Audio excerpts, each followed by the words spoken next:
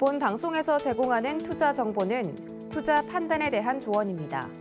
방송에서 제공하는 주식의 가치, 가격 상승 및 가격 하락에 대해서는 방송사에서 보장하지 않습니다. 안녕하십니까. 오늘장 내일장의 권민정입니다. 6월 22일 수요일 우리나라 증시 코스피와 코스닥이 장중에 연저점을 또 한 번 갈아치웠습니다. 오늘의 코스피는 장중 한때 2,357.50포인트까지 밀리면서 지난 20일에 기록한 연저점을 또 한 번 갈아치우는 모습을 보였습니다. 개인이 5천억 원 언치의 이 매수 물량에도 불구하고 외국인과 기관이 팔아치우면서 이 하락장을 이끌고 있는 모습인데요. 아직까지 마감 시간까지 1시간 정도 넘게 남았는데 이 대응 방법, 투자 전략까지 저희 방송과 함께 하시길 바라겠습니다. 저희 방송 유튜브 채널로도 마련되어 있습니다. 유튜브 검색창에 서울경제TV라고 검색해 주시면 실시간 방송 시청 가능하니까요. 많은 관심 부탁드리도록 하겠습니다. 본 방송에서 제공해드리는 정보는요, 투자 판단을 위한 조언일 뿐, 이 해당 주식의 가치와 수익률을 보장해드리진 않습니다. 그리고 서울경제TV와 서울경제신문은 당사의 브랜드입니다. 서울경제증권TV와는 무관하다는 점 꼭 기억해 주시길 바라겠습니다. 6월 22일 수요일 오늘장 내일장 본격적으로 출발하겠습니다.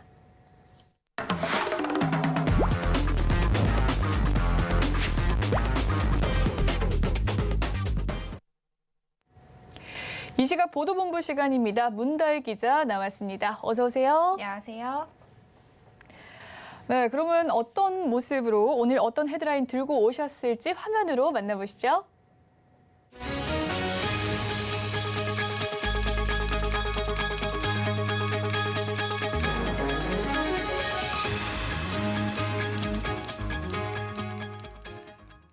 네, 최근에 국내 증시 계속해서 약세장 보이고 있습니다. 어제자 2% 상승했던 미국의 증시에도 불구하고 우리나라 증시 디커플링의 현상 보여주고 있는데요.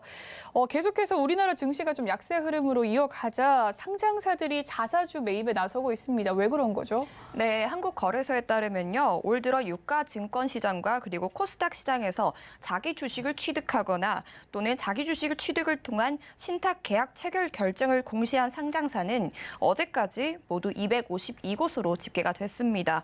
작년보다 2배 가까이 늘어난 수치입니다. 특히 코스피 주간 하락률이 올해 가장 높은 지난 1월 24일부터 28일 사이 그리고 두 번째로 높았던 이달 13일에서 17일 사이에 자사주 매입 공시가 집중이 됐습니다. 코스피가 연저점을 경신한 지난 20일 하루 동안이요. 9개 상장사가 자사주 매입을 공시를 했고요. 자사주의 취득은 기업이 주가 안정과 그리고 주주가치 제고 등을 목적으로 직접 자기 회사의 주식을 사들이는 것으로 주주의 환원 정책 중 하나로 여겨집니다. 시장에서는 상장사가 자사주 취득에 나서면 주가 상승에 대한 확신을 드러냈다는 측면에서 긍정적인 시그널로 받아들입니다. 네, 그렇다면 이 자사주를 취득한 상장사들의 주가는 실제적으로 긍정적인 결과 이어졌습니까? 네, 올해 자사주 취득을 공시한 상장사의 주가는 공시일 다음 날 기준으로 1.61% 올랐고요. 또 일주일 뒤에는 2.03%, 그리고 한 달 후에는 1.97% 올랐습니다. 상장사별로 살펴보면요. NHN의 경우 지난 20일 자사주에 110만 주를 매입한다고 공시를 하자 다음 날 주가가 9.91% 급등했고요. 또 LG의 경우 지난달 27일 오는 2024년 말까지 5천억 원 규모의 자사주 취득을 결정했다고 공시를 하자 다음 거래일에 9.64%나 올랐습니다.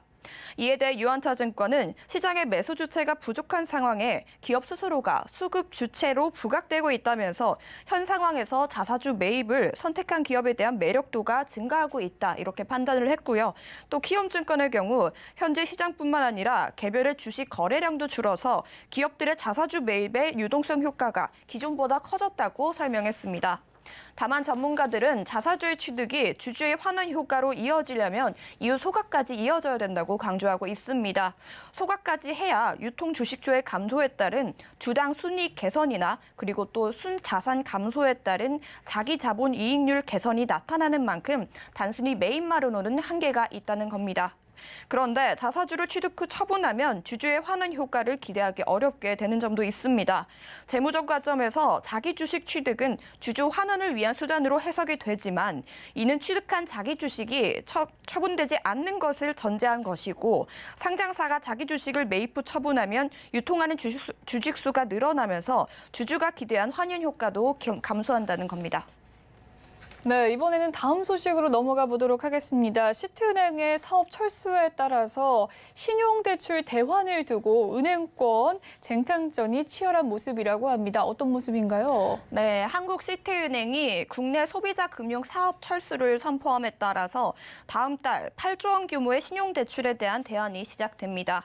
시티은행의 경우 대환을 받을 제휴은행으로 현재 KB국민은행과 토스뱅크를 후보로 두고 최종 조율을 진행 중에 있습니다.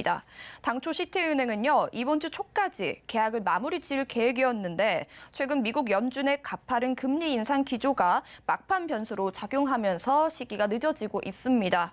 일부 은행의 경우 가파른 금리 인상 기조가 이어진다면 당초 합의한 대항금리 조건을 받아들이면 향후에 역마진이 일어날 수 있다고 우려를 제기한 것으로 알려졌기 때문입니다.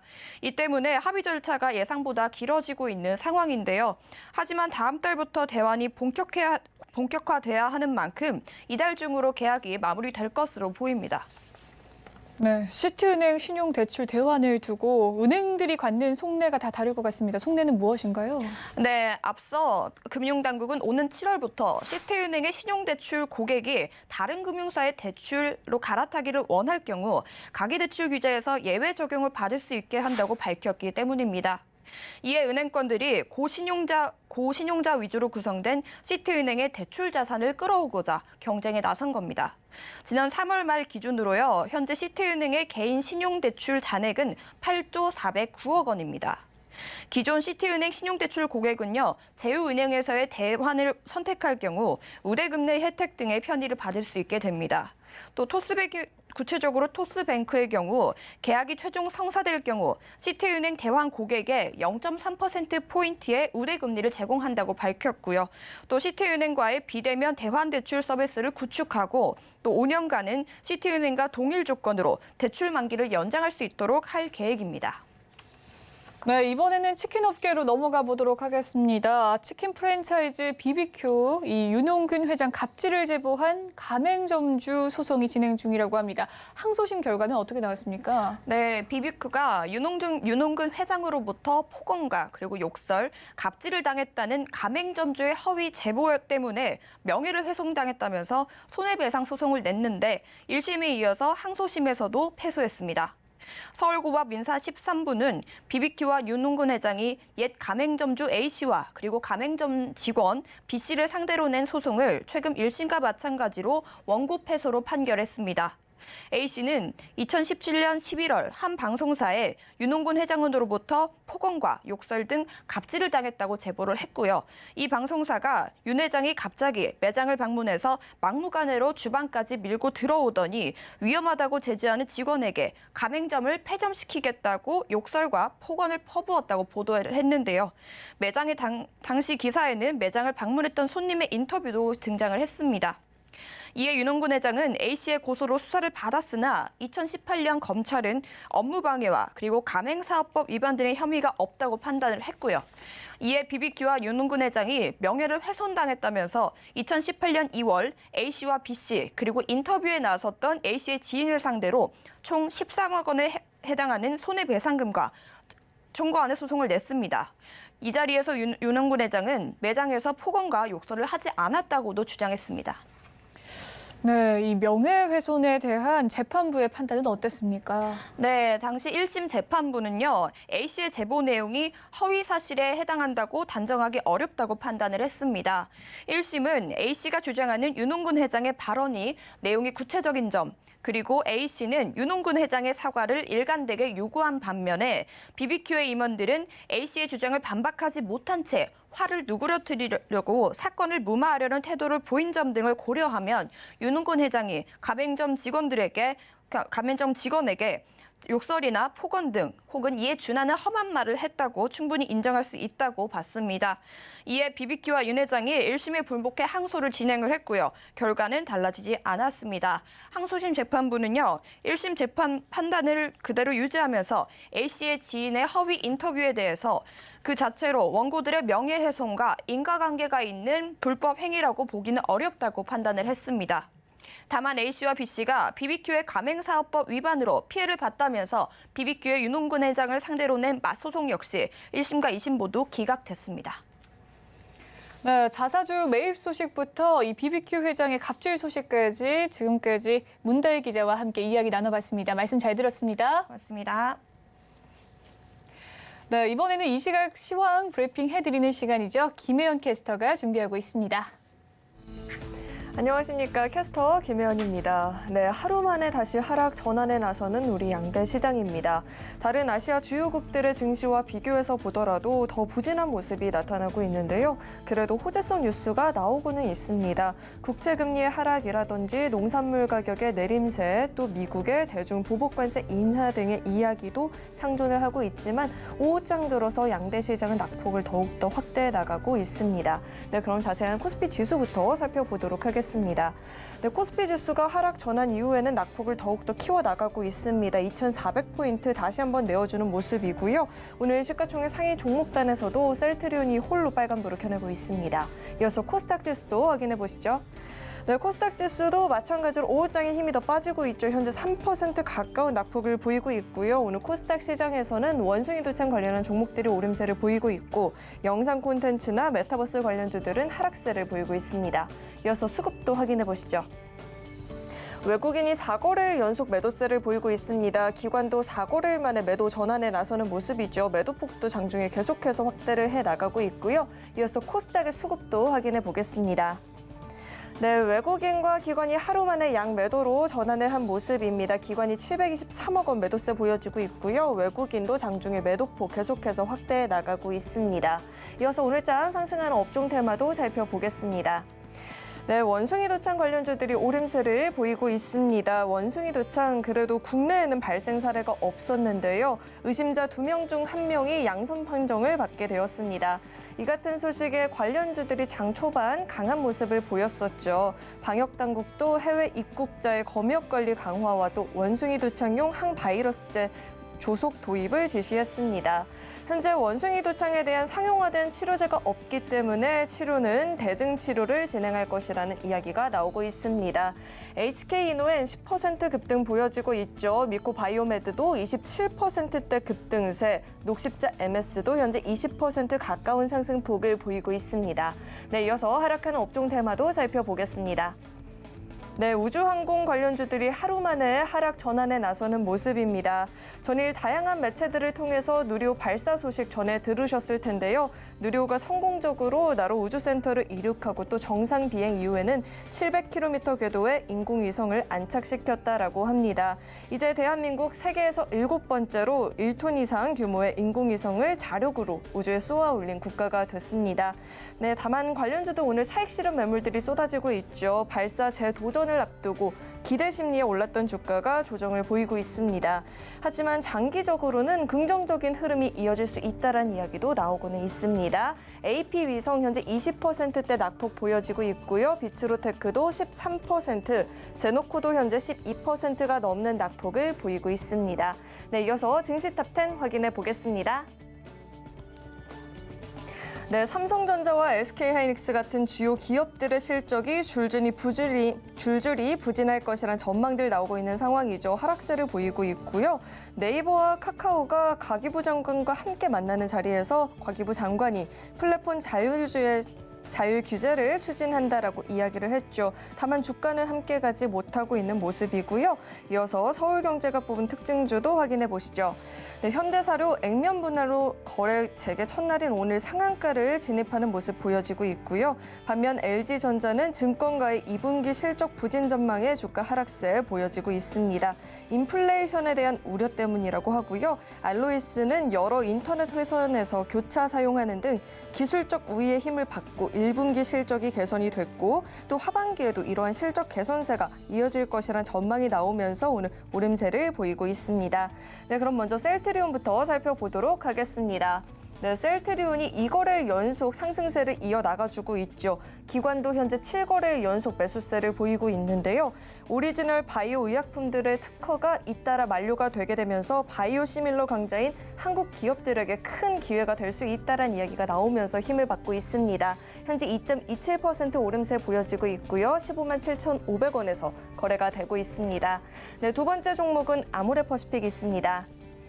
전일 대비 낙폭이 다소 짙게 나타나고 있는 상황입니다. 급락의 요인으로는 중국의 도시 봉쇄 조치로 인해서 2분기 실적이 시장의 예상치를 하회할 것이란 우려감 때문이라고 합니다. 중국 주요 도시의 락다운으로 인해서 로컬과 또 면세 부문에서의 실적이 부진했다라고 하죠. 현재 10% 가까운 하락세 보여지고 있고요. 12만 8천 원에서 거래가 되고 있습니다.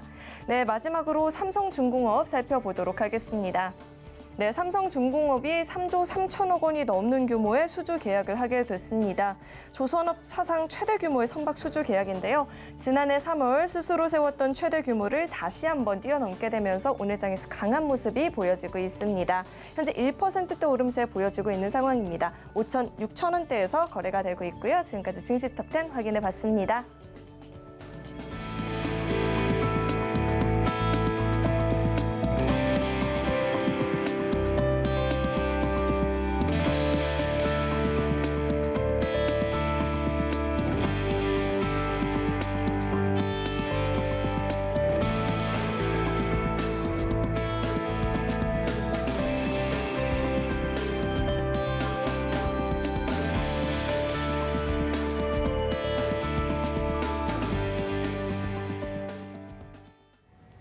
이 시각 외국인과 기관의 수급 상황 살펴보는 수급 포착 시간입니다. 오늘은 다올투자증권 영업부의 이성욱 차장 연결되어 있습니다. 안녕하세요.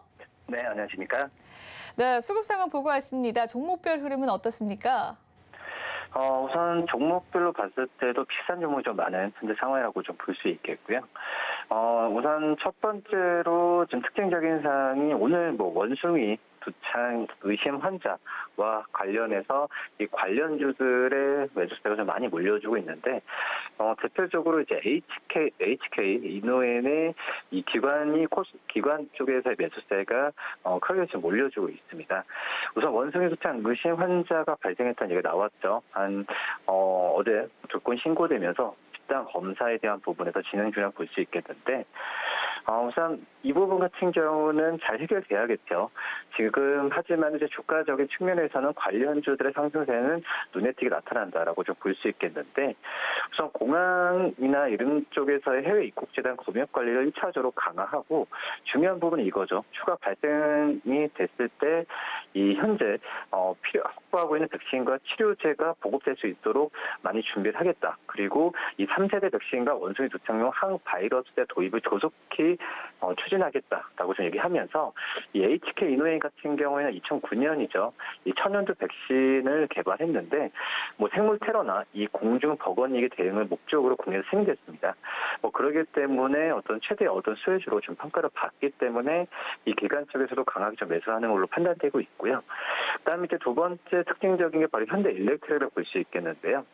이 현대일렉트릭 같은 경우 이제 기관 쪽에서의 강한 매수가 지금 몰리고 있는데, 지금 현재 현대일렉트릭이 수주 소식이 나왔죠. 초고압 변압기 한 개를 이 미국 드렉스덴 원전에 내년 10월까지 공급하기로 했다라고 하면서, 우선 중요한 부분은 한 개라는 것보다도 이제 북미 쪽에서의 시장이 다시 개화됐다라는 점에서 봤을 때 현대일렉트릭의 이번 수주를 계기로 추가적인 기자재 계약에 대한 부분에 있어서 기대감을 크게 한다라고 좀 볼 수 있겠습니다. 우선 지금의 기계업종 내에서도 긍정적으로 펀더멘트를 갖고 있는 현대일렉트릭 계속 관심 있게 봐도 괜찮다라고 좀 판단이 되고 있습니다. 네, 종목별 흐름 살펴봤습니다. 그렇다면 차장님께서 포착한 특징주는 무엇인가요? 우선 삼성중공업 말씀드릴 텐데요. 우선 외국인도 그렇고 기관도 지금 매수일 2위에 지금 올려놓는 상황인데, 삼성중공업의 그 수주 소식이 나왔죠. 어떻게 본다고 한다면 단일 계약으로 최대 금액이라고 볼 수 있겠는데, 우선 중요한 부분은 그 계약도 계약이지만 지금 이제 삼성중공업이 그 전에 증권사들 평가가 그렇게 좋지 않았습니다. 2분기에도 영업 손실에 대한 부분이 얘기가 좀 많았었고, 하지만은 지금 여러 가지 그 인건비나 원재재 가격에 대한 부분에 있어서 시장에서 우려했던 부분이 있지만 이 부분이 주가 선반영되지 않았나라고 좀 판단되고 있고요. 물론 상반기 때 어닝 쇼크에 대한 부분은 나오겠지만 주가에 미치는 영향은 이제는 최대로 다 반영이 되면서 바닥에 대한 부분은 형성하지 않을까라고 좀 생각이 되고 있고, 최근에 그 조선사 철강사들 올해 상반기 후판 가격을 작년 대비해서도 10만 원 인상하면서 공사 손실 충당금 설정도 필요할 거라고 판단되고 있습니다. 하지만 이런 부분 같은 경우에도 이미 좀 주가에 선반영됐던 가능은 크다라고 좀 생각이 되고 있고, 지금 현재 대형 조선사들이 매출 원가의 인건비나 차지하는 비중도 8% 내외로 추정되기 때문에 오히려 좀 오늘 수주나 여러 가지 모멘텀에 대한 부분에 있어서는 이런 비용에 대한 상승 부분은 충분히 만회할 수 있지 않을까라고 좀 판단되면서 삼성중공업의 오늘 수주를 계기로 어떤 그 기술적으로 거래량도 증가하는 거와 같이 봤을 때 저가 매수가 몰릴 수도 있다라고 좀 판단되고 있습니다. 그럴 때 매수관 좀 말씀드리고요. 매수가는 6,000원 말씀드리고 목표가는 6,600원, 손절가는 5,400 말씀드립니다. 네, 차장님의 특징주 이 삼성중공업까지 잘 들어봤습니다. 지금까지 다올투자증권 영업부의 이송웅 차장님과 말씀 나눠봤습니다. 말씀 잘 들었습니다. 네, 감사합니다. 네, 오늘 시장을 주도하는 업종과 이슈에 대해서 심층 분석해보는 마켓 로드맵 시간으로 넘어가 보도록 하겠습니다. 골드스타 넷셋의 박철민 이사와 연결되어 있습니다. 안녕하세요. 예, 안녕하세요. 네, 오늘은 좀 반도체 관련해서 이야기를 나눠볼까 합니다. 지난해 말부터 올해 초까지 이 힘들었던 반도체 겨울의 그 끝이 보인다라는 이야기가 있었었는데요. 다시금 글로벌 긴축 이 시대에 직면하면서 최근 반도체 관련주가 하락폭을 키워나가고 있습니다. 주요 반도체 관련주의 최근 흐름부터 살펴봐 주시죠. 예. 굉장히 좀 안타깝습니다. 오늘 삼성전자, 대표적인 반도체 종목이죠. 삼성전자와 SK 하이닉스 오늘 올해 이제 최저가를 좀 달성을 했는데, 삼성전자 금일 주가가 장 초반 좀 반등을 하나 했지만, 이내 하락 전환했고, 올해 최저가인 주가는 57,900원대까지 내려앉았고요. 현재는 한 58,000원대 이렇게 좀 형성하고 있습니다. 작년 1월만 해도 10만 원 이상 간다고 이렇게까지 했다가도 지금 그 이후에 계속적인 어떤 하방 곡선을 그리면서 지금은 거의 절반 가까이 하락한 상황이고요. 올해만 30% 가까이 이제 하락을 했습니다. 외국인 투자자는 6월에만 삼성전자 주식 3조 원어치를 순매도했는데 올해 지수 전체 외국인 순매도가 3만 5천 조 정도 된 걸 감안하면 거의 주식을 집어 던졌다라고 표현하는 게 맞을 정도로 굉장한 좀 매도세가 출현을 했고요. SK 하이닉스도 마찬가지입니다. 금일도 3% 가까운 매도세 나오면서 올해 최저가를 기록했고 지난해 최고가 15만 원대에서 지금 거의 30% 이상 하락한 현재 9만 3천 원대, 3,100원 이렇게 가격 형성 중입니다. 전쟁이나 재고 문제, 가격 하락 등 여러 가지 문제가 있지만 결국 글로벌 긴축으로 인한 통화량 축소와 경기 위축으로 전체적인 자산이 하락하고 있고 그중에서도 한국 주식시장이 주를 이루고 있는 삼성전자와 SK 하이닉스 주가는 유례없는 타격을 입고 있는 상황이다. 이렇게 지금 현 상황 말씀드릴 수 있겠습니다. 네, 사실 이 반도체 업황은 세계적인 추세인데요. 미국 증시 역시 최근 반도체 지수가 급락하면서 기술주가 전체적으로 좀 조정을 받은 바가 있습니다. 특히 스마트폰과 PC 관련 메모리 수요의 감소를 좀 전망하는 목소리도 높은데요. 글로벌 반도체 관련주의 약세와 이 수요 하락, 배경은 무엇인가요? 먼저 일단 지금 D램과 낸드 플래시 평균 가격이 오늘 좀 지금도 계속적으로 좀 하락세를 나오고 있는데 오늘 3분기에도 하락세를 이어갈 것으로 좀 전망이 되고 있고요. 삼성전자나 SK 하이닉스 등 국내 주요 기업의 그런 수익성 확보에도 이제 적신호가 현재 커진 상황이죠. 당초 이제 업계에서는 원래 그 하반기를 기점으로 그 D램 업황이 좀 개선될 거라 가격이나 이런 부분도 좀 올라가면서 굉장히 개선될 거라고 예상을 했는데 지금 전쟁도 지속되고 있고 글로벌 경기 침체 속에서 지속적인 가격 하락, 그런 반도체 가격 하락이 좀 이어지고 있는 상황입니다. 그래서 이런 전쟁과 인플레이션으로 인한 수요 악화의 영향으로 전체 D램 재고량이 좀 증가했다고 보면 될 것 같고요. 주요 전망 보고서에 따르면 오는 3분기 D램 가격이 전분기 대비 평균 3%에서 8% 정도 하락할 것으로 이렇게 내다보고 있습니다.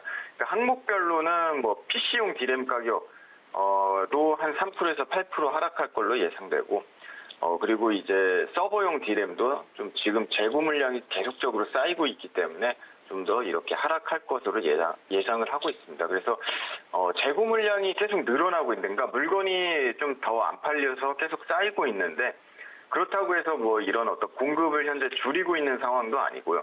제조업체들은 D램 생산을 계속 늘리고 있고, 또 올 3분기 낸드 플래시 시장도 공급 가행이 예상되면서 전 분기 대비 반도체 가격은 최대 5% 가까이 좀 하락할 걸로 이렇게 예상을 하고 있습니다. 그래서 전체적으로 좀 정리를 하자면, 공급은 지속되고 있는데 이런 어떤 경기 침체 및 전쟁으로 수요가 불안정한 상황이다 할 수 있고요.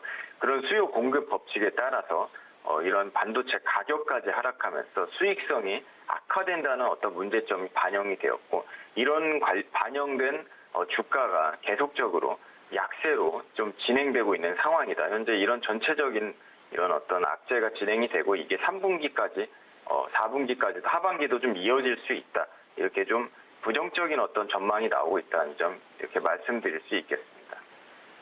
네, 이 물건이 팔리지 않아서 재고가 쌓이는 점이 반도체 가격 하락을 좀 부추기면서 문제가 되는 부분이겠습니다. 한편 연일 신저가를 경신하던 이 삼성전자 글로벌 파운드리 시장 매출 측면에도 부진했습니다. 글로벌 파운드리 10대 주요 업체 중에 유일하게 이 매출액이 감소하면서 TSMC와의 격차가 더욱 커졌었는데요. 경쟁 기업 대비 이러한 성장률 축소, 근본적인 원인은 무엇이라고 보십니까? 또 굉장히 또 안타까운 얘기인데, 삼성전자가 올해 1분기 파운드리가 반도체 위탁 생산이죠. 이 파운드리 시장에서 역성장을 기록하면서 업계 1위 TSMC와 격차가 좀 벌어진 걸로 나타났습니다. 삼성전자 좀 구체적으로 일단 보면은, 삼성전자는 올해 1분기 파운드리 시장에서 53억 2,800만 달러 매출을 기록했는데, 전분기보다 한 3.9% 정도 줄어든 수치로 글로벌 10대 주요 업체 중 매출액이 좀 감소한 것이 이제 나타났고요. 삼성전자가 근데 그 중에서도 유일하다고 말씀드릴 수 있고요. 이는 전체적인 이유가 전체적인 좀 단말기 시장 수요가 얼어붙으면서 삼성전자 파운드리 매출이 좀 감소한 것으로 해석됩니다. 결국은 이제 경기 문제와 전쟁, 경기 침체 이런 문제가 결국은 또 똑같은 사유가 되겠죠. 그런데 반면에 TSMC는 올해 1분기 매출 175억 2,900만 달러로 전분기보다 약 11% 정도 급등했고요. 웨이퍼 인상과 고성능 컴퓨터에 대한 수요, 또 최근에 어떤 환율 효과 등이 좀 환율이 굉장히 변동성이 있잖아요. 그런 환율 효과 등이 영향을 좀 미친 것으로 풀이가 되고요. 시장 점유율은 지난 기간 52.1%에서 53.6% 소폭 확대되면서 TSMC와 삼성전자 격차가 33.8%포인트에서 37.3%포인트로 벌어졌고요. 그러니까 TSMC가 좀 점유율이 올라갔다는 의미죠. 그래서 이렇게 좀 벌어진 상황이고, 또 TSMC뿐만 아니라 대만의 UMC, 미국의 글로벌 파운드리, 중국의 SMIC 등이 계속적으로 좀 치고 올라오면서 점유율을 현재 높이고 있는 상황입니다. 한편 올해 1분기 전 세계 파운드리 시장 매출은 319억 5,700만 달러로 지난해 4분기보다 8% 정도 오히려 좀 더 성장을 한 상황이에요. 전체적인 시장 매출. 근데 이렇게 지속적으로 연속 성장하고 있는 상황인데 삼성전자 비중은 좀 줄어드니까 굉장히 좀 걱정이 될 수도 있는데요. 이런 결론적으로는 궁극적으로 어떤 여러 가지 이제 경기 이슈는 전쟁과 지금 접목된 상황이고요. 그리고 러시아 우크라이나 간의 전쟁 관련된 이슈들이 좀 풀어져야 단말기 수요도 증가하면서 이러한 걱정이 좀 해결되지 않을까 싶습니다. 그래서 당장은 삼성전자와 파운드리 점유율이 낮아진 것은 좀 우려되는 부분이고요. 근데 이게 우려는 되는 부분인데 이 어떤 점유율이 확대된 폭이 굉장히 큰 건 아니고, 또 이런 어떤 TSMC도 여러 가지 환율 관련해 가지고 단기적으로 좀 성장한 부분도 있기 때문에 이게 장기적으로 한다면 당연히 우려는 되지만 현재 상황으로 이게 조금 격차가 벌어졌다 해서 어떤 큰 우려되는 부분은 아니다. 이렇게 좀 말씀드릴 수 있겠습니다.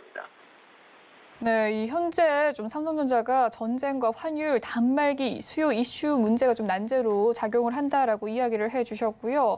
그런가 하면 이 러시아가 이른바 반도체 가스 무기화에 나섰습니다. 불활성 가스를 수출 제한하겠다라고 밝혔었는데요. 자세한 소식과 함께 국내 반도체 업황에 타격은 어느 정도가 될지 예상을 해주시죠. 예. 지금 또 러시아 정부가 이제 현재는 이제 우리나라도 어떤 제재 국가 중 하나죠. 우리나라는 아무래도 뭐 어제도 발표했지만 정부에서도 이제 우크라이나 이제 재건 쪽도 지원을 해준다 이런 발표가 있었으니까요. 그래서 러시아 정부는 올해 말까지 비우호국에 네온, 아르곤, 헬륨 이런 어떤 희귀 비활성 가스를 수출하려면 특별 허가를 받도록 하는 내용의 수출 제한 조치를 지난달 말 발표했는데 이는 서방 제재에 맞서 시장 지위를 좀 강화하기 위한 조치로 보입니다. 이에 따라 한국이 상당한 타격을 입을 것이라는 그런 우려가 나오고 있고요. 이런 시기가스는 뭐 자연 상태의 극미량만 존재할 뿐만 아니라 인공적인 생산이 불가능해서 좀 희소성이 높은 산업용 가스를 칭하는데요. 이 중에서 뭐 예를 들어서 네온 같은 경우에는 반도체 제조 공정 중 빛을 이용해 웨이퍼에 전자회로를 새기는 그런 노광 공정에 또 제논이나 이런 것들은 이제 웨이퍼의 불필요한 부분을 선택적으로 제거하는 그런 식각 공정에 이렇게 사용이 됩니다. 그래서 여러 가지 그런 반도체 공정의 필수적인 요소로 할 수 있는데 한국은 미국, 일본, 유럽과 달리 좀 생산을 늘릴 대형 가스 회사가 없기 때문에 희귀가스를 수입에 의존하고 있는 부분이 있긴 있는데 또 이런 어떤 수입액이 거의 한 30%에서 50%까지 러시아나 우크라이나산을 차지하고 있고요. 근데 이럼에도 불구하고 현재 삼성전자가 희귀가스 문제와 관련해 좀 전혀 문제가 없는 상황이라고 말을 하고 있습니다. 현재 가스를 포함한 주요 그런 소재에 대한 공급망 다변화, 글로벌 인프라 구축 등은 오래전부터 꾸준히 준비해온 상황이고 특정 소재를 한 곳에 의존하지 않고 또 어떤 상황에서도 차질 없이 그런 수급할 수 있도록 여러 대응 체제를 구축해 놓는 놓았다 그렇게 이제 발표를 하고 있고요. 제가 볼 때도 불활성 가스는 분명 반도체 필수 공정이고 우리나라 자체적 조달을 하는 것은 아니지만 그런 비중의 절대적인 어떤 비중을 차지하는 건 아니고 또 다른 여러 가지 루트들도 분명히 마련되어 있는 만큼 아직까지는 이런 어떤 러시아의 가스 수출 제한 조치가 심각한 위기는 아니다. 이것 또한 이렇게 좀 볼 수 있겠습니다. 네, 말씀하시는 중에 또 코스닥이 장중에 연 저점을 기록했습니다. 3.31% 현재 빠지면서 757.2% 지나가고 있는 모습인데요. 계속해서 좀 하락하는 증시 귀추를 좀 주목해 봐야 될 것 같습니다. 다음 질문으로 넘어가 보도록 하죠. 메모리 반도체 가격의 하락세가 점쳐지면서 증권가에서는 삼성전자의 목표가를 하향 조정하기도 했습니다. 각국의 전문가들은 최근에 이 금융 환경을 종합해 봤을 때 삼성전자나 SK하이닉스가 좀 수익성을 확보하기 쉽지 않아 보이는 탓인지 반도체 스몰캡 기업을 대안으로 제시했는데요. 이에 대한 견해와 함께 탑픽 종목 그리고 투자 전략까지 제시해 주시죠. 제가 또 이제 인터뷰하는데 코스닥 최저점을 또 오늘 찍고 있는데 여러 악재로 올 3분기 삼성전자, 하이닉스, SK하이닉스 등 반도체 기업의 실적이 불투명해졌고요. 최근 이제 증권가에서도 삼성전자, SK하이닉스 연간 영업이익 전망치를 좀 이제 하락 조정하고 있는 만큼 반도체주에 관심을 둔다면 좀 이런 대형주보다는 좀 더 리스크가 분산된 스몰캡 파트가 좋습니다. 솔직히 말씀드리면은 좀 지금 상황에서는 좀 주식 투자를 좀 자제하는 게 좋긴 한데 그 중에서도 어쨌든 우리나라 이제 반도체 나라이니까 반도체의 대표 국가긴 하나니까 좀 탑픽 종목을 뽑자면은 해성 DS라는 종목을 뽑고 싶습니다. 현재 그런 해성 DS는 반도체 기판 공급 회사인데 계속적인 기판 평균 판매 단가 상승과 꾸준한 수요가 중장기적으로 또 늘어날 것으로 또 보이고 또 올해 2분기 매출액이라던가 영업이익 또 꾸준하게 이런 어떤 고성장으로 인한 상승이 기록할 것으로 또 예상이 되고 있고요.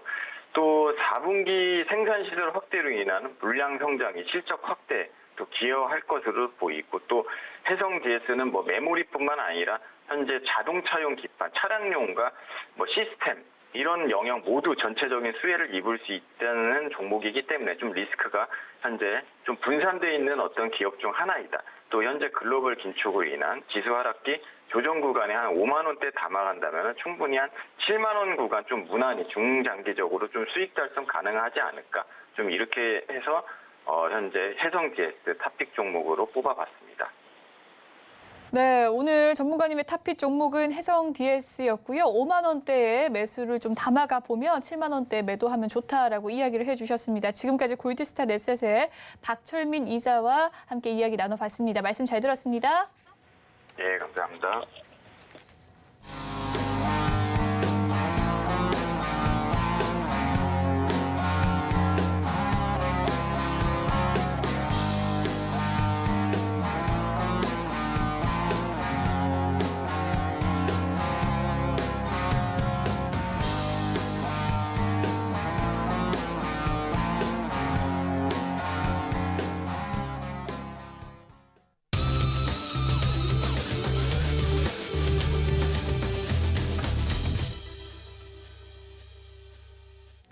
마켓 리더들과 함께 시장의 핵심 이슈를 짚어보는 이슈 칼럼 시간입니다. 오늘은 인포스탁 데일리 기업정책연구원장 최양호 원장님 나와 계십니다. 안녕하세요. 네, 반갑습니다. 네, 그간에 좀 하락을 많이 했던 미국 증시 어제자 그러니까요. 3대 지수 모두 다 2% 상승 마감했습니다. 우리나라 시장 좀 빠지고 있긴 한데 아무래도 좀 그간의 낙폭이 컸던 탓에 반발 매수세가 좀 들어온 것 같아요. 간밤에 미증시 주요 흐름 어떻게 보셨습니까? 원래 골이 깊으면 산이 높은 겁니다. 그래서 뭐 지난주에 4%대에 이제 4% 5%대에 이제 그 지수 하락이 있었는 부분들을 뭐 이제 저가 매수로 이제 들어온 부분들이 있고요. 사실 이제 뭐 75bp에 대해서 지금 많은 얘기들을 하는데 그것이 이제 넘어가면서 일단은 뭐 기술적인 그러니까 뭐 반등의 시작이 아니라 기술적인 그런 반등을 지금 이번에 했다 그런 얘기들을 이제 많이들 하시는데요. 이제 앞으로 여러 가지 이제 이 주요 이벤트들이 이번 주에도 있어요. 제롬 파월 의장이 지금 상하 양원에 가서 청문회를 하도록 되어 있습니다. 그래서 무슨 얘기가 나올지 이제 이런 기대뿐만 아니라 지금 이제 빅 이벤트가 기다리고 있죠. 7월 중순에 바이든 대통령의 사우디아라비아 방문 뭐 등등이 지금 굉장히 뭐 증시에 어떤 변곡점을 갖고 올 수 있는 부분들을 지금 기대하는 그러한 모습들이 보이고요. 뭐 전반적으로 미국의 이제 장은요 벌써 거기는 11월 달 총선이 있지 않습니까? 거기 그 분위기에 자꾸만 휩쓸려 들어가는 듯한 모습들이 있어서 굉장히 좀 아쉬운 점이 지금 좀 있고요. 뭐 잘 아시겠지만 지금 바이든 대통령의 지지율이 굉장히 떨어진 상태에서 만약에 공화당이 득세하면 어떻게 될 것인가가 굉장히 많은 미국 언론들에서 지금 뭐 평가들을 내놓고 있는데 썩 좋지는 않습니다, 아직. 그래서 이런 공방이 오고 가는 그런 6월 말 그리고 7월 초를 지금 우리가 맞이하고 있다고 보여집니다. 네, 주요 이 이벤트들이 남아있으니까 변곡점이 될 수도 있다라고 이야기를 해주셨습니다. 자이언트 스텝을 단행한 이 연준이 7월 FOMC를 통해서도 자이언트 스텝 행보를 이어갈 가능성이 좀 높아지고 있죠. 월스트리트 저널은 미국 증시 아직 바닥 멀었다라고 이야기를 하기도 했었는데요. 다시 금리를 내릴 때까지 주가는 계속 떨어질 것이다라고 내다봤습니다. 이 경기 침체 우려와 주가의 폭락, 어떤 문제가 더 시급한 문제일까요? 앵커께 거꾸로 제가 여쭤볼게요. 네. 75bp 잘한 것 같아요? 잘못한 것 같아요? 차라리 빨리 매를 맞는 게 낫다라는 생각도 이제 있어요. 저도 네. 그런 생각을 갖고 있었는데 현지에서 평가 내리는 건 또 다르더라고요. 마지못해서 올렸다. 네, 그러니까 뭐 여기저기서 흘러나오고 이거 올려야 된다. 그다음에 그러니까 결론적으로 얘기하면 75bp를 지금 올리고 나서 기대 인플레이션이 더 높아졌어요. 네. 사실 금리 인상을 하는 이 목적 중에 하나는 기대 인플레이션을 지금 이 억제하고 통제하려는 거거든요. 근데 거기에 이제 실패했다는 얘기가 나고요. 놀라운 거는 이게 지나고 났더니만 몇몇 전문가들이 나와서 하는 얘기가 뭐냐면 200bp 올렸어야 된다. 그러니까 매도 먼저 맞아야 되고 매도 약도 처음에 쓴 약을 먹어야 된다. 근데 곤드라크라는 사람이 사실상 200bp 했어야 되는데 못했다. 그런데 이제 얘기 들은 거죠. 50bp보다는 잘했다. 근데 70bp 갖고는 택도 없다. 그렇기 때문에 지금 사실 미국 증권 주식시장의 가장 큰 걱정은요. 모든 사람이 공유하고 있는 점이 있는데 한 가지가 뭐냐면 연준에 대한 시장의 신뢰도가 이건 지금 바닥이에요. 거의 뭐 바이든 대통령 지지율하고 비슷하게 지금 내려가 있는 상황이기 때문에 자 75bp로 진짜 역부족이었다. 시장을 더 놀랍게 해서 각성을 하게 했다. 더 재미있는 얘기는 뭔지 아세요? 파월 의장을 해임하라. 이 얘기가 나온 거예요. 그러니까 아주 뭐 사실 너무 이제 극단적인 그런 뭐 평가들을 내리고 있지만 이게 이런 일이 없었던 건 아닙니다. 폴 보컬하고 진짜로 뭐 어마무시하게 진짜 뭐 저승사처럼 금리 올리신 연준 의장이 있지만 이분 앞에 했던 분이 윌리엄 밀러라는 분이 있는데요. 여기가 2년도 못하고 잘립니다. 인플레이션 못 잡았다고. 이 얘기들이 회자가 되면서 지금 제롬 파월의 해임 그리고 해임하자마자 임시 특별회의를 해서 지금 금리를 올리는 방안 이런 얘기가 나오고 있을 정도로 자이언트 스텝에 대해서는 칭찬보다는 조금 뭐 아주 격하게 지금 반응하는 시장의 분위기라고 보여지고요.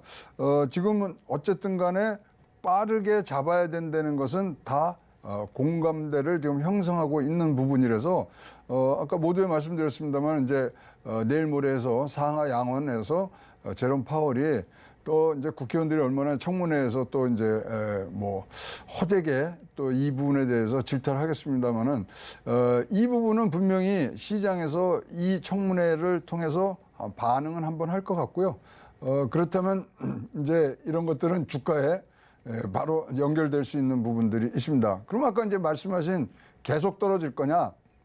저는 분기점이 바이든 대통령의 사우디아라비아의 방문을 통해서 조금 다시 반등의 기회를 잡는가 아닌가 이렇게 보여집니다. 어쨌든 뭔가 정해 있으니까 가는 거예요. 가서 뭐 정하는 게 아니고 미국 대통령이 움직일 정도면 유가라든가 증산에 대해서는 어떤 협의점을 지금 보인 거 아니겠느냐 봐서 7월 15일, 13, 14일 날지 가는데 뭐 그것이 하나 있고 그다음에 이제 저희가 이제 기대할 수 있는 거는 물가가 굉장히 많이 올랐잖아요. 많이 올랐죠. 많이 뭐 미국 많이 올랐는데 이제 분석들이 좀 심층적으로 나오는데 뭐 몇 프로 올랐다는 건 작년 대비입니다. 작년 대비인데 작년에요. 4월달, 5월달, 6월달이요. 물가가 무지무지하게 내려갔었어요. 그래서 이제 기저 효과에 의해서 이렇게 돼 있다. 만약에 이제 그 뭐 6월, 7월, 8월로 가면요. 그 당시에도 7%대였거든요. 그러면 물가 상승률이 꺾이는 모습들을 분명히 우리가 경험할 것이다. 그래서 반등의 어떤 얘기들을 지금 하고 있고요. 그 다음에 제일로 이제 중요하고 저도 개인적으로 관심이 제일 있는 게 양적 긴축을 한다 그랬잖아요. 네. 근데 그 이제 만기일이 도래한 게 6월 15일입니다. 이제 15일부터 시작이 된 거거든요. 양적 긴축이. 이것이 뭐 전문가들의 공통된 의견은 50bp 이상의 효과를 낼 수 있다. 그래서 양적 긴축이 진짜로 좋은 효과를 내기 시작하는 게 그러면 이제 뭐 지금부터 미국 증시에서는 반영이 될 거고 7월 달에 그런 것 청문회 등등을 했을 때 조금 아무런 뭐 악재라든가 호재가 없는 상황보다는 이렇게 호재가 조금씩 흘러나오는 부분들은 제일 좋고요. 이제 금리가 올라가면 항상 경기 침체가 왔다고 하는데 지금 금리가 올라가서 소프트 랜딩한 것도 세 차례나 있습니다. 그래서 그런 경험들을 살려서 잘 요 마무리해야 되는 부분들이고요. 일단은 신뢰 회복이 가장 중요한 제롬 파월과 연준의 숙제가 돼 있습니다. 네, 현재 좀 바이든과 연준이 이제 지지율뿐만 아니라 신뢰가 좀 바닥이다라는 이야기 해주시면서 앞으로에 있을 이벤트 이야기를 나눠주셨습니다. 7월 중순에 있을 또 바이든 대통령의 사우디 방문도 중요한 이슈겠고요. 모레 있을 제롬 파월의 의견 또한 발언 또한 중요한 이슈일 것 같습니다. 네, 속절없이 무너진 코스피. 어제 기관과 외국인의 매수세 지수 상승 잠깐 있었지만 오늘자 이게 뭐죠? 너무 빠집니다. 코스피 2% 현재 빠지면서 2,355포인트 지나가고 있고요. 코스닥 장중에 또 연저점 기록하면서 3.37% 빠졌습니다. 752포인트입니다.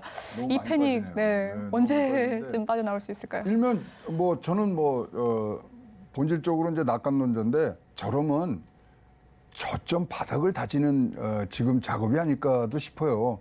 저거보다 더 떨어질 수는 없거든요. PBR 지금 1 밑으로 지금 내려온 부분들 다 지금 5년 평균선들을 밑으로 갔다면 야, 저것이야말로 우리가 여기서 바닥을 다져서 올라갈 수 있는 힘을 만들 수 있는 부분들이 아니겠느냐.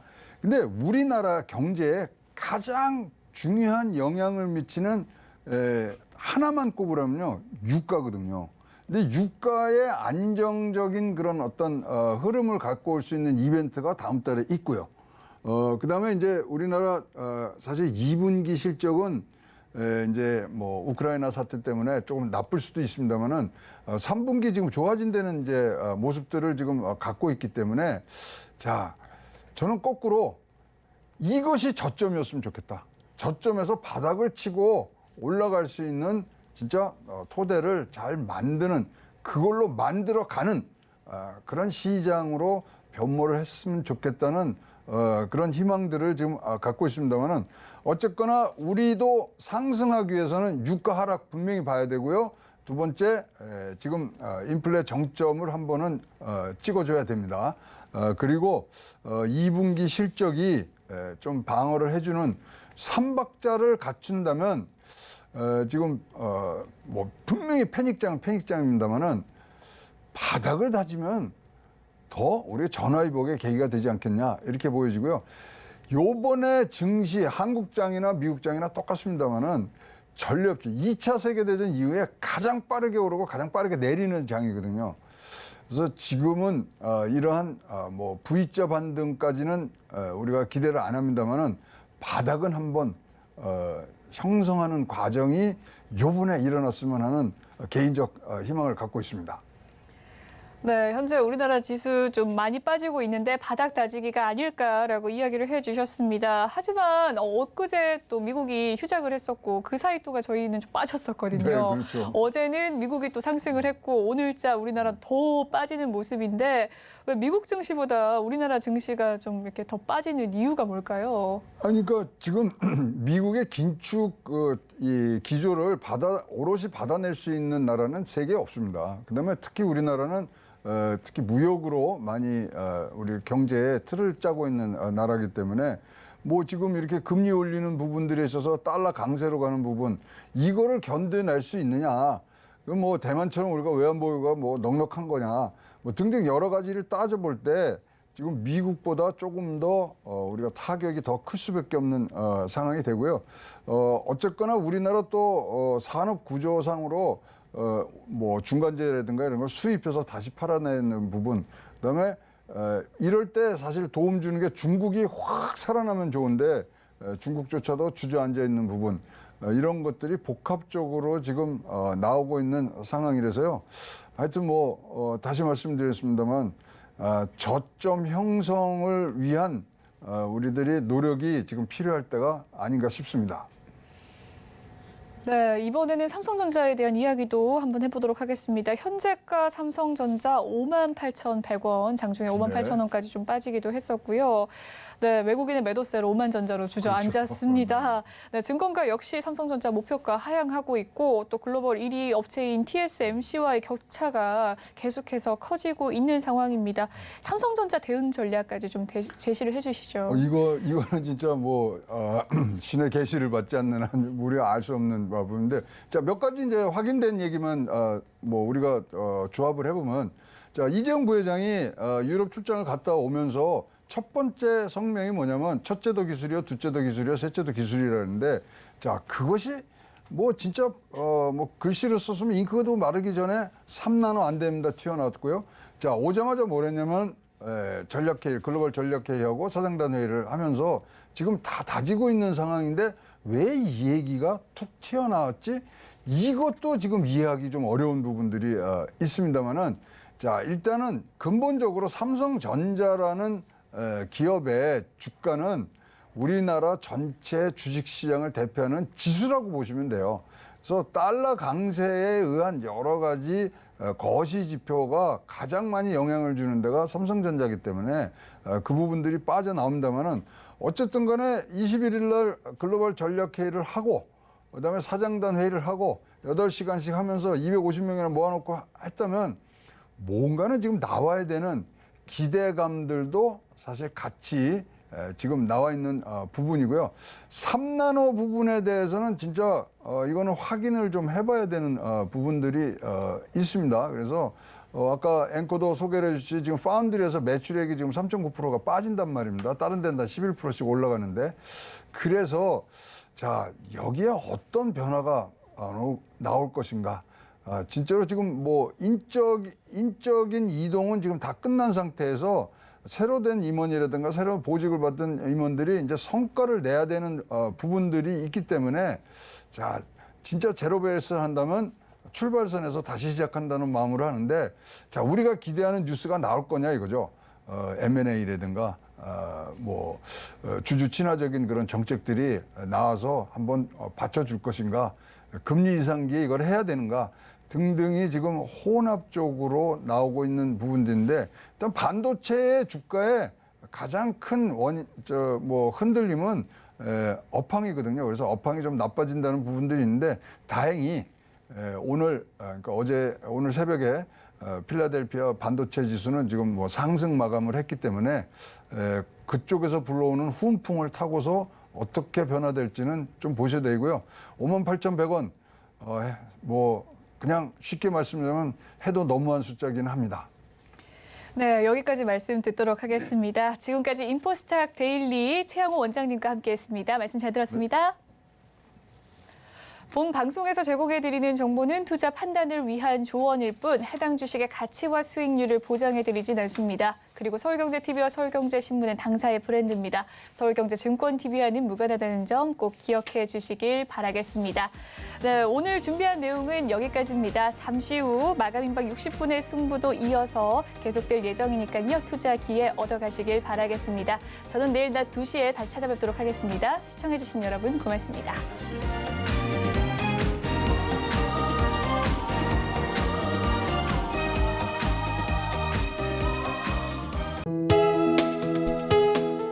본 방송에서 제공하는 투자 정보는 투자 판단에 대한 조언입니다. 방송에서 제공하는 주식의 가치, 가격 상승 및 가격 하락에 대해서는 방송사에서 보장하지 않습니다.